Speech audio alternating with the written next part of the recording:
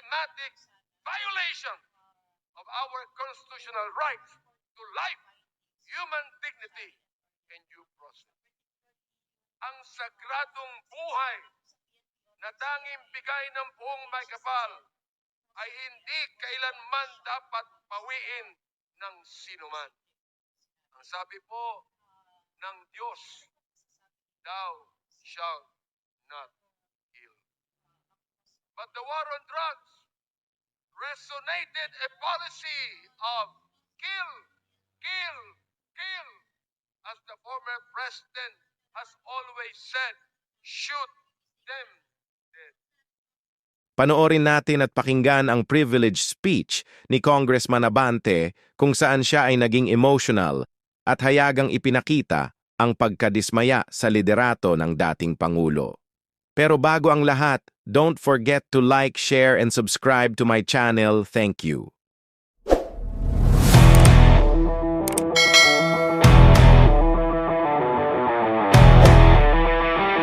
Is recognized to deliver his sponsorship speech. Thank you, Mr. Speaker. Honorable Speaker and distinguished colleagues in Congress at lahat po ng ating mga kababayan nakikinig dito sa ating website ngayong hapon na ito. Gusto ko lang pong sabihin unang-una, Mr. Speaker, the time of reckoning has come. Nakalagay po sa Matthew chapter 7 and verse number 2. For with what judgment ye judge, ye shall be judged. And with what measure ye meet, it shall be measured to you again. Kung iniisip po natin na magagawa mo ang gusto mong gawin, na hindi mo sinusunod ang taligang batas, dahil nasa kapangyarihan ka, nais kong sabihin, Mr. Speaker, na matatapos din ang mga bagay na yan at ikaw ay hatulan ng taong bayan. Ito pong House of Representatives ay ang bahay po ng taong bayan. Kapag tayong lahat ay inelect ng taong bayan upang tayo ay magbusisi ng lahat ng katiwalaang nangyayari sa ating pamahalaan. I consider this a divine blessing to be able to rise today as the chair of the House Committee on Human Rights and co-chair of the Quad Committee to share the initial findings and recommendations of our inquiry, particularly into the extrajudicial killings that occurred during the previous administration's war on drugs. Inuulit ko po, Mr. Speaker, kakampi ako ng dating administrasyon kapag pinag-uusapan po ang pag-alis ng droga sa ating bansa. Sinabi ko po ito sa ating dating Pangulo. Ang hindi ko lang maintindihan kung bakit kinakailangan merong mapatay na more than 30,000 people upang wala ang drugs na ito. Nawala pa ang drugs? Hindi. Nandun pa rin, Mr. Speaker. Indeed, there is a season for everything and a time for every purpose under the heaven, as made clear by the Lord in chapter 3 of the book of Ecclesiastes. This is the most opportune time for the Joint Committee on Dangerous Drugs, Public Order and Safety, Public Accounts, and the Committee on Human Rights to present to you a progress report on our inquiry in aid of legislation. After 13 rigorous and thorough hearings of the so-called Quad Committee, we are confident that we have gathered substantial findings backed by competent evidence to make the requisite recommendations to this legislative body and to the appropriate government agencies for appropriate and decisive action. there was systematic violation of human rights and blatant disregard of due process. The deep probe into the extrajudicial killings, or AGK, that occurred during the administration of former President Rodrigo Roa Duterte's war on drugs yielded a far deeper tragedy into the lives of the Filipino people rather than the protection and preservation thereof that it was heralded to accomplish. The numbers, Mr. Speaker and my dear colleagues, speak the scary truth. According to data from the Philippine National Police from July 1, 2016 to June 30 of 2022, 7,640 individuals were killed in official police operations. Of these documented deaths, 7,173 were drug pushers, 440 were drug users that should have been rehabilitated, not killed, and only 21 were drug lords. Mr. Speaker, from as far back as May 15, 2024, when my committee started digging into the EJ case, we had been presented with multiple reports indicating that there had been massive nationwide drug-related killings within the period July 2016 to June 2022. The killings were classified either as police operations or perpetrated by unknown perpetrators, which is no different from the Sinaloa type of killings in Latin America, which were notorious at the time, the drug cartel in Latin America. The 2017 year-end accomplishment report of the Duterte administration highlighted as key accomplishment, my dear Speaker, the deaths of 3,967 drug personalities and 16,355 homicide cases under investigation as of 30 September 2017. The PNP reported that there was a total of 7,640 illegal drug suspects who died in police operations, 2,053 of which were recorded in the first 6 months of the Duterte presidency from July to December 2016. No less than the United Nations Office of the High Commissioner for Human Rights noted that there were at least 8,663 drug-related killings as of February of 2019, while academic research, the HUS project of the Third World Studies, University of the Philippines, gathered around 5,348 recorded deaths. The Free Legal Assistance Group cited unassailable data in a Supreme Court and bank extended resolution that indicated that the Duterte administration's anti-drug war from July 1, 2016 to November 27, 2017 recorded a staggering total of 20,322 deaths, or a daily average of 39.46 deaths. Mr. Speaker and my dear colleagues, was the war on drugs truly aimed at dismantling the drug syndicate and put an end to this illegal and immoral trade? Or was it an all-out assault on the poor and vulnerable to cover up the former? Gusto ba talaga nitong durugin ang mga drug lords at ang illegal drug industry? o durugin lamang ang mga mahihirap upang pagtakpan ang mga may kinalaman o kaugnayan sa problemang ito. Clearly, the war on drugs, while touted as the formidable solution to the country's drug menace, had resulted in the systematic violation of our constitutional rights to life, human dignity, and due process.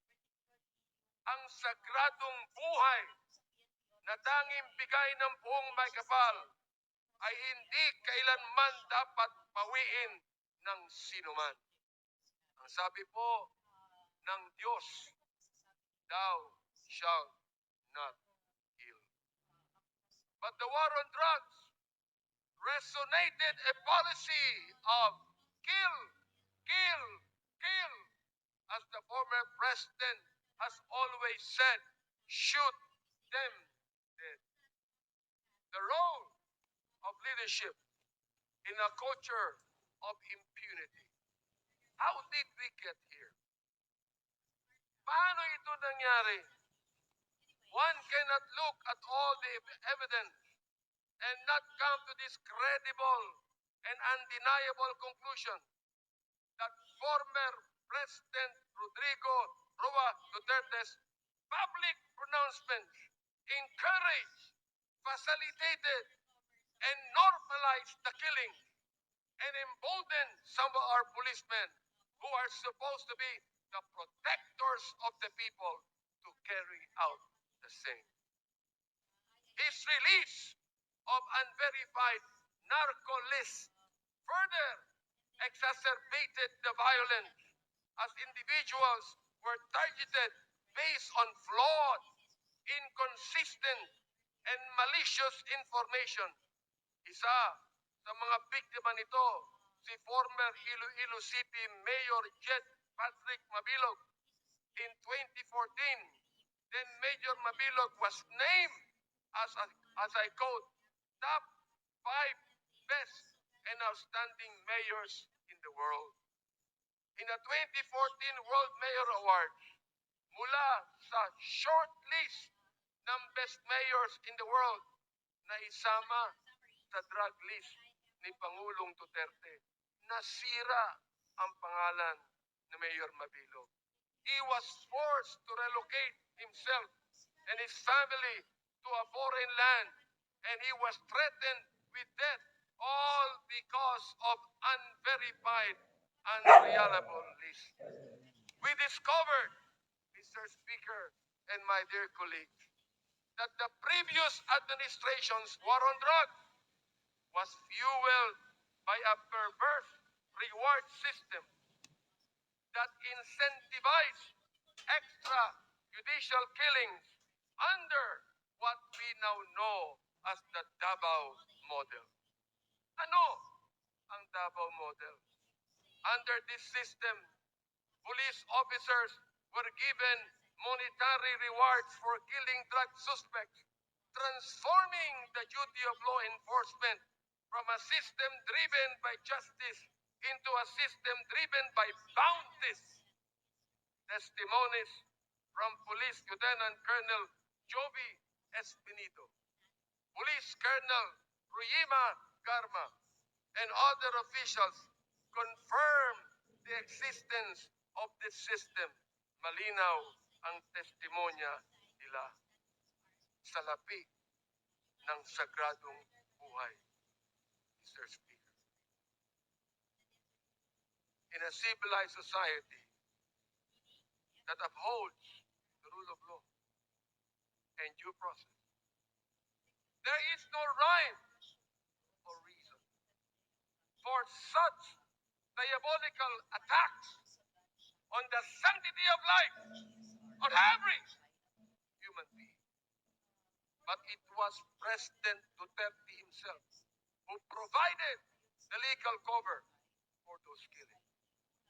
The narrative of nanlaban or fought back became the legal justification for this operation, as PRRD himself encouraged officers to provoke suspects into resisting arrest, which was he admitted in one of the hearings conducted, providing legal cover for the use of lethal force.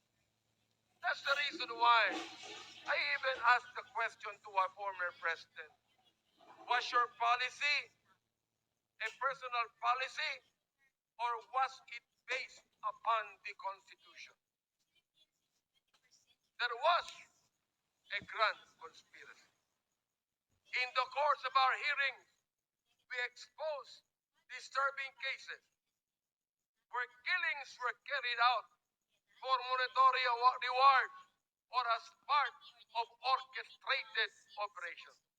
First, the three Chinese nationals and convicted drug lords Chu Kin-tung, Li Lanyang, and Wang Mengpin were killed under orders for a payment of 1 million pesos per person. During our hearings, person deprived of liberty, Leopoldo Tan, testified that former President Duterte personally congratulated officials involved, saying, and I quote, "Congrats, Superintendent Padilla, job well done."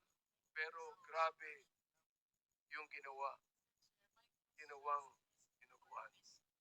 End of quote. Alam ko, ibabas na naman ako ng mga DDS pagkatapos nito. Gusto kong makinig kayong lahat. Alamin nyo nung una ang batas. Bago nyo kami murahin, bago nyo kami latiin, alamin nyo muna ang batas. Sapagkat dito po, sa house na ito, ay pinaglalaban namin hindi lamang ang katuwiran ng bawat tao, kundi ang tinatawag nating sanctity of life. Second, the assassination of Police General Wesley Barayuga, na binanggit na ng aming chairman. Witnesses testified that Barayuga was killed under instructions from police officials with a reward of 300,000 pesos given for his murder. Police Colonel Grijaldo, na kinontempt po namin sa aming last Quadcom hearing. Nandito po siya ngayon. Maaari narinig niya. Anong ginawa niya nung siya ang chief of police ng Mandaluyong City? Ang general na ito ay pinatay doon sa Mandaluyong. Walang police report, walang investigation report, walang ginawa ang chief of police na ito. Siya ba'y tinanggal sa pagiging chief of police? Hindi, mga kaibigan. Samantalang yan palagi ang SOP ng Philippine National Police. We heard testimony that revealed that police officers had killed quotas and were rewarded for complying with them. Police Lieutenant Colonel Espinido detailed that a 20,000 peso reward was paid per kill. Yan po ang kanyang statement. Our investigation also unearthed cases where the drug war served as a tool to eliminate competition among drug syndicates. Witnesses such as Mr. Kerwin Espinosa and former police officials SPO3 Artunio Las Cañas and Police Colonel Eduardo Acerto revealed the dark reality of a policy that prioritized kill, kill, kill over jail, jail, jail. Mr. Speaker, more data reveal how every effort was made to ensure that those involved in these killings were spared from the consequences of their actions. Of the over 8,351 deaths, the PNP's Internal Affairs Service reported that 99.17% of cases resulted in the exoneration of police officers. Just imagine. Of the 32,803 policemen charged for operations, only 30 were dismissed. These numbers expose a justice system that failed the victims and their families. Out of all this bloodshed, ano naman ang naging impact sa paggamit ng droga? Mr. Speaker, the Dangerous Drugs Board admitted that the drug war resulted in only a slight decline in drug use. The figure of 4 million drug users that former President Duterte cited at the start of his term had no verified basis. Sinabi pa niya na itong si Adolf Hitler pumatay ng 3 milyon ng mga Hudyo. Mali pa ang sinabi niya. 6 million po ang napatay niya. Kaya dapat din patayin ang 3 milyon ng mga drug pusher. Ganun po ba ang dapat katuwiran ng isang Pangulo ng isang democratic country? Hindi po tayo terorista. Hindi tayo komunista. Hindi tayo diktadorya. Tayo po ay demokrasya. Mr. Speaker, as a result of this hearing, we filed House Bill number 10986, an act classifying and penalizing extrajudicial killing as a heinous crime, providing reparation for the victim, and strengthening the mechanism for its prevention. This bill, otherwise known as the Anti-Extrajudicial Killing Act, defines extrajudicial killing as any killing other than that imposed by the state pursuant to the provisions of the Constitution on heinous crimes, or a deliberate and arbitrary killing of any person not authorized by a previous judgment pronounced by a competent court, committed by a public officer, personal authority, agent of a personal authority, or any person who is acting under the actual or apparent authority of the state. Under this measure, extrajudicial killing is classified as a heinous crime, punishable by life imprisonment. Monetary reparation between 250,000 pesos to 500,000 pesos, as well as the non-monetary reparation, will be granted to victims and their families to be determined by the extrajudicial killing claims board proposed under the bill. Sana po maging batas na po ito. Next, we recommend the passage of a death in custody or under Police Operations Act. This will institutionalize official recording and reporting of deaths during police operations in custody with mandatory annual reports as submitted to Congress, DOJ, and the CHR. The establishment of a national interagency investigative body, an independent agency tasked to investigate EJKs and the other human rights abuses committed by state and non-state actors. The creation of an independent international affairs service that is autonomous to ensure accountability free from the PNP influence. We also recommend the filing of appropriate charges against officials responsible for these atrocities. We recommend that cases be filed under Section 6, Crimes Against Humanity, under the International Humanitarian Law, Republic Act 9851, against former President Rodrigo Roa Duterte, Senator Ronald Bato de la Rosa, former PNP Chief Oscar David Albayalde, and former PNP Chief Dibol Sinas, among others. We also recommend reparations for victims of EJK. is strengthening the Commission on Human Rights and enacting prevention measures to ensure that none of these horrendous abuses to human rights will ever happen again. Mga kababayan, as stewards of justice and as the representatives of our people, it is our moral and sacred duty to hold the perpetrators accountable and to uphold the value of every human life. Ayos ko sang sabihin sa inyo na ang distrito ko po ay drug-free. Pero walang napatay. Kahit isa. Pwede naman pala eh. Pwede naman pala na ang isang syudad, ang isang bayan, ang isang distrito, pwedeng mawala ang drugs na hindi mo kinakailangan pumatay.